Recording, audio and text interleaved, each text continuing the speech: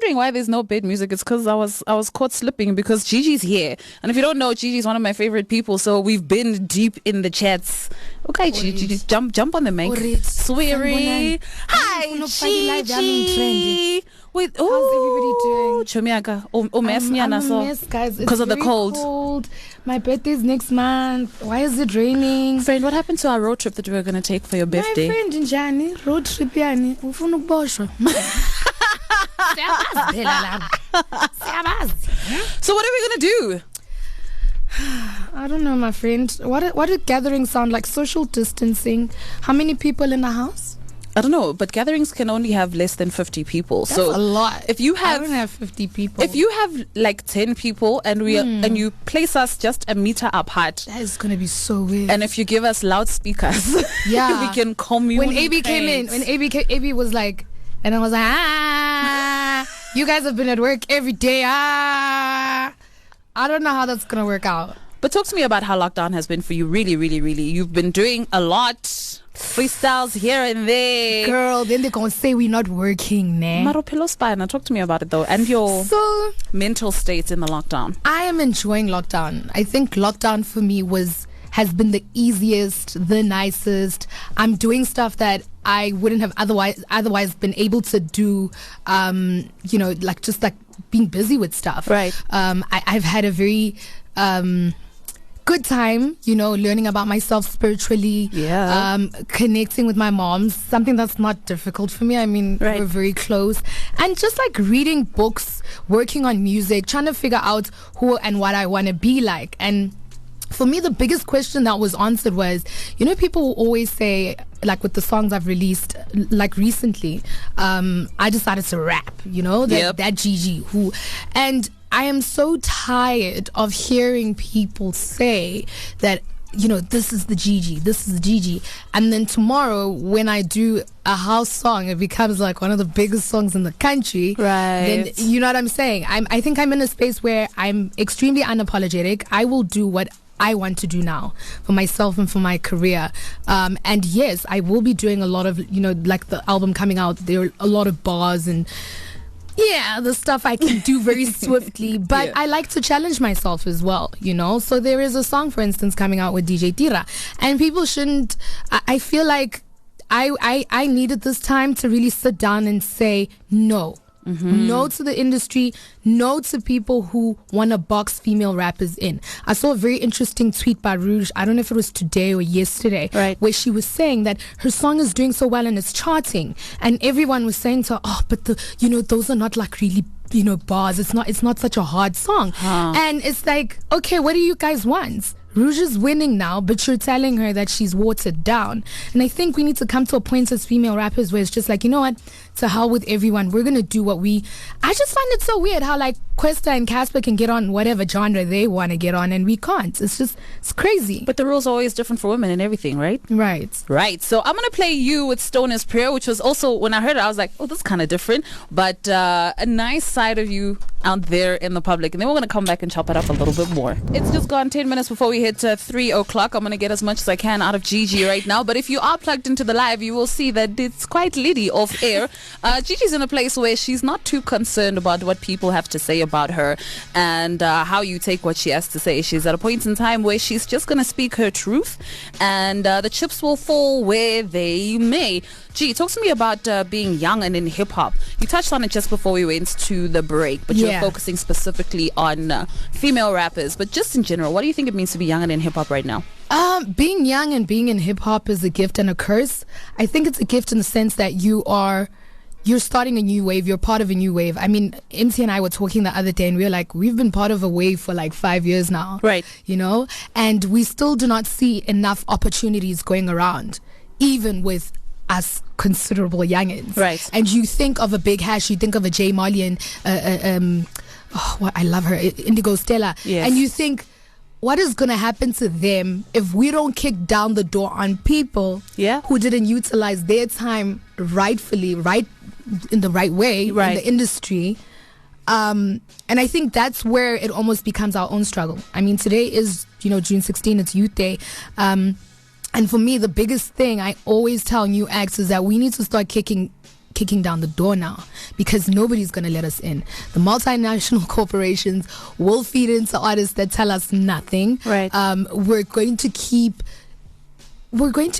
distributing all this nonsensical, media information. Right. And I feel like we're in turmoil right now. So if you're a young artist, I mean, like an Aries, or utilize, the digital space. Utilize that as much as you can to be able to get yourself out there, because with traditional media, you're not going to win, Why is it important for you to do that? Because, I mean, you were just saying that, there's been a lot of doors that were difficult to get through for you. Yeah. And I get this feeling that, a lot of people who've had to break down doors, once they get into positions where they can make decisions or break doors down for other people, it's almost like, well, I had to fight this hard for myself, so why should I then have to pay it forward and fight for somebody else? So why is it important for you to change that narrative? I think it's important because there will be another Gigi. There will be another Gigi. There is a young girl in high school, and I don't want her to have to go through what I went through, in my professional life, but also in my personal life. Getting into the professional life, it's a very tricky thing, being young and being a female, being in hip hop, being taken seriously. People will never put the shoe on the other foot ever, right? And for me, it's just about people understanding. I know you're famous now, but what does your legacy look like? I think a lot of once again, we'll go into, African American artists. I love the fact that they understand that. They understand the power of cosign and going through with it. They understand the power of going and supporting an artist openly and doing right by them. Don't just tweet about it. Yeah. South African artists love that. Can I swear? No. Okay. Sorry.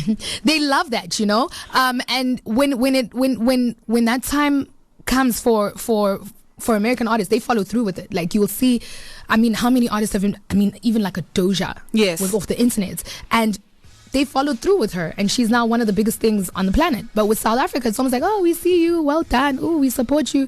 But when the lights go off, it's a different thing. And when it comes down to actually showing up, it's a totally different thing. How many times have you sent out an invitation for something and 3 people pitch South African industry for you?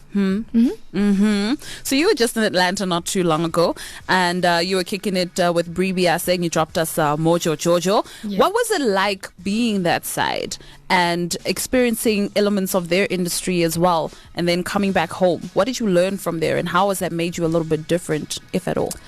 I have learned that the world is so much bigger than South Africa. I've learned that people will only love you once you start doing work outside.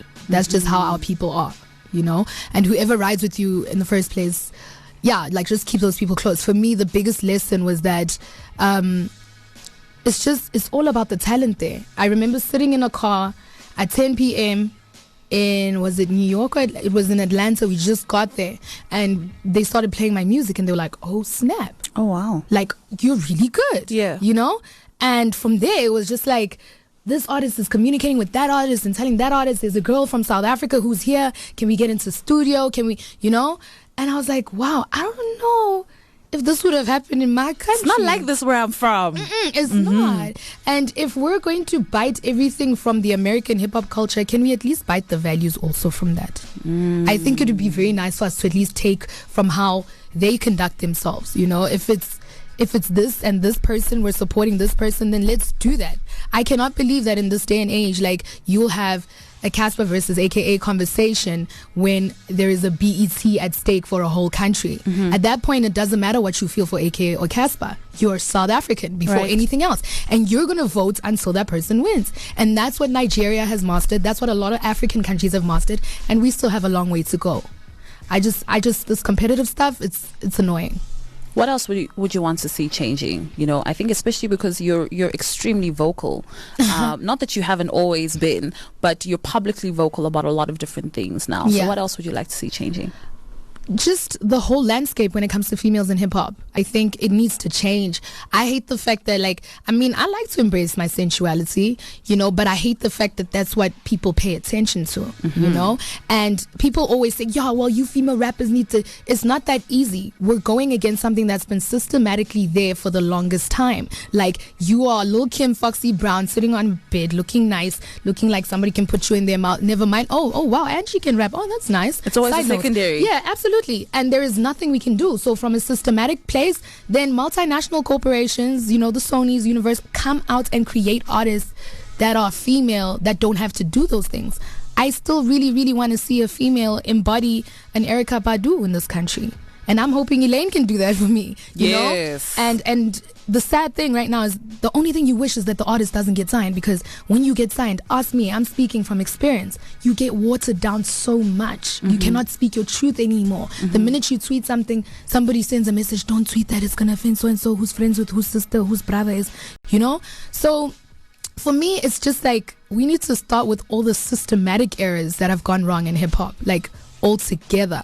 America, yes, is far much more developed. They're progressive, they're growing. But I think South Africa needs to get out of these conservative ideals around women in hip-hop. It's tiring. It's, guys, we've got such a long way to go. We do have a long way to go, but we've got, 2 minutes left before I have to make way for DJ Sbu. And the reason why I wanted you here today is because, a lot of the societal issues that we have, you're not afraid to touch on. Either just as Gigi the person or as Gigi the artist through your music. I mean, Fees Must Fall, first of all. There was a lot that you were doing there. What is your thought on what's currently happening in the country? And what do you suggest, or where do you suggest we start to try and rectify that? Well, it's probably going to be gone next month this time. No one's going to be talking about it because that's just how South Africa is. So for me, right now, I'm just hoping that it leaves a lasting taste in people's mouths. I hope that people will finally internalize some of these issues and go out and make the necessary changes. I've said it over and over again. It's not okay actually to keep asking the woman what she did or where she was or whose baby it was, or we need to get to the roots of the problem. And the fact is, our men need guidance. They need mentorship. Who are the relevant, influential men in society who can do that for us? I'd like to see that happen, and Colin Koza is our struggle, Tsegofatso is our struggle. So many other people. Can we bring it back home and try to do active things? I really know brands are nice, guys. Imali ama brands imnandi. Kodwa ngicela ukuthi sifikele nathi sikhulume. That's the only way change is going to come about. So for me, man, red tape off artists. They need to talk more. And then finally, MojoJojo, the video's out. MojoJojo, the video's out. I'm going to be working with a lot of artists out in Atlanta and in Europe, so I'm really excited about that. I was actually supposed to be on tour, so it's a bummer in Europe, but it's okay. But the Rona, as well as quick one, the Freedom Day remix is going to be out on Friday. Freedom is coming tomorrow. Mbongeni Ngema has selected a few young people he felt could speak to the youth. You, MT, Reason, Saudi, Blacklist, Tamasha, and MJ Machaba. Yes. And we're all from different, MJ is a gospel rapper. And we were put together on the song, and we're recreating, Sarafina as something that youngins can now relate to. Super excited about it. The video is also going to be out soon. A theatrical piece. People are going to love it. That's dope. I saw you and Black Les were looking like on-screen live. Black Les Muntuami. You heard it here first. Shout out, big bro. A big shout out to Black Les. We're Audi.